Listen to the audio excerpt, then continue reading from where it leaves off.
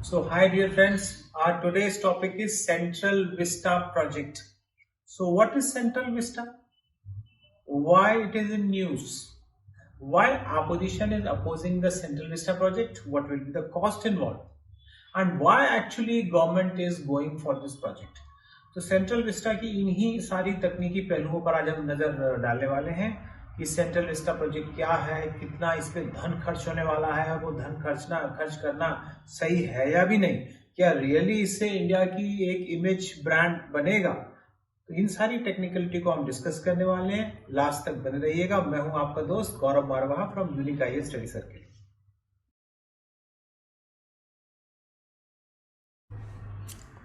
So hi everyone. Nowadays, a very ambitious project of the NDA government is in news, that is Central Vista project. So our today's topic is what is Central Vista project.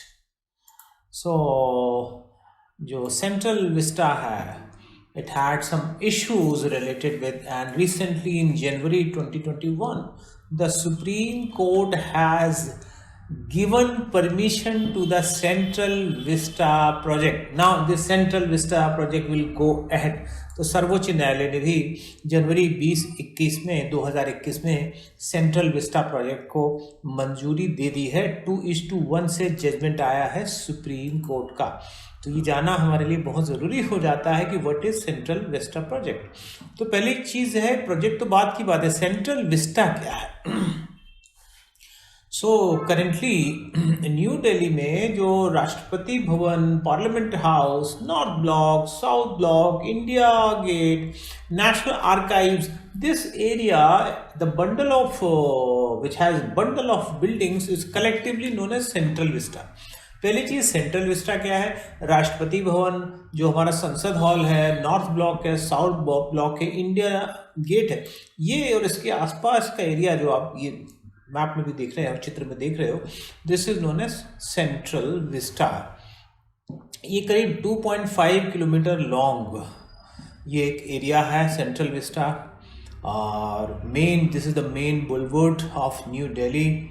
और इस total अगर हम count करें छोटी और बड़ी building, तो there are 44 buildings here.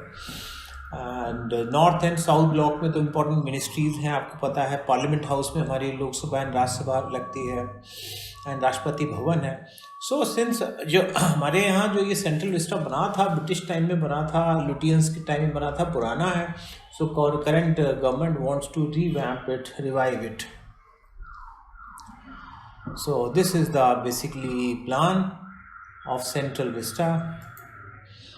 And so whatever parliament is there in new parliament. Mr. Tarun Kumar Pithode, All India 7th rank in IAS 2009. Gaurav Marwa sir का बहुत बड़ा योगदान है मेरी सफलता में। And since I was a regular student of his class, I did not attend any other coaching in Delhi और anywhere else for general studies, and I am personally thankful to him.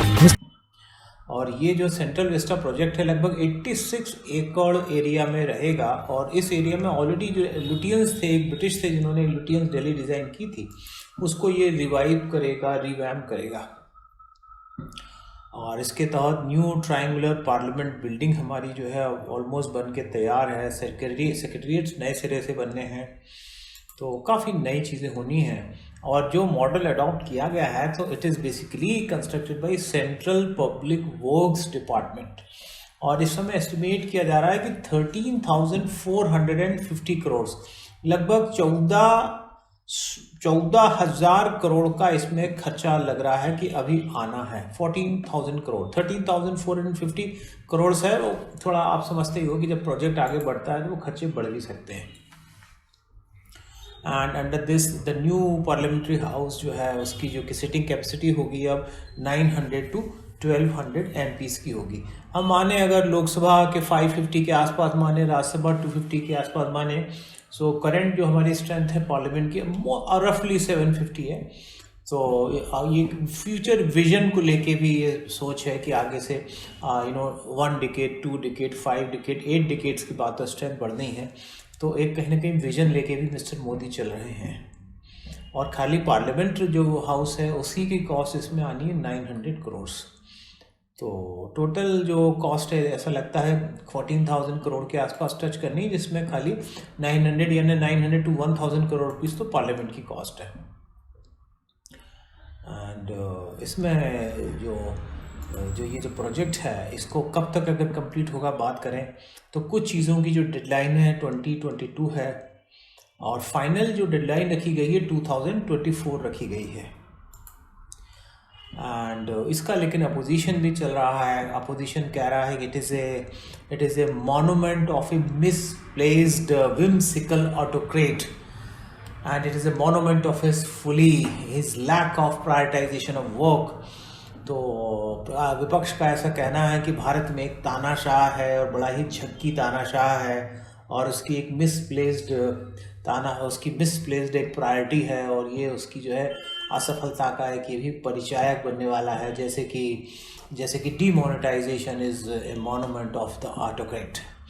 तो ऑपोजिशन तो इसका विरोध कर रहा है, और opposition कह रहा है it is spending of money in the tune of 13,000 to 4,000 crore in situation like pandemic in India, and there is an economic recession, so it's just a foolishness। तो ऑपोजिशन बहुत इसका अपोज कर रहा है। लेकिन अगर वे फॉरवर्ड की बात करें तो certainly this project will bring a new image of our country। Not only it will protect our Lutyens' heritage, but it will revamp the whole Central Vista। It will also reduce the time of the unnecessary travel, it will reduce the congestion, the pollution of that area, and it will be certainly the monument of the new modern Indian democracy। So thank you very much for watching this video.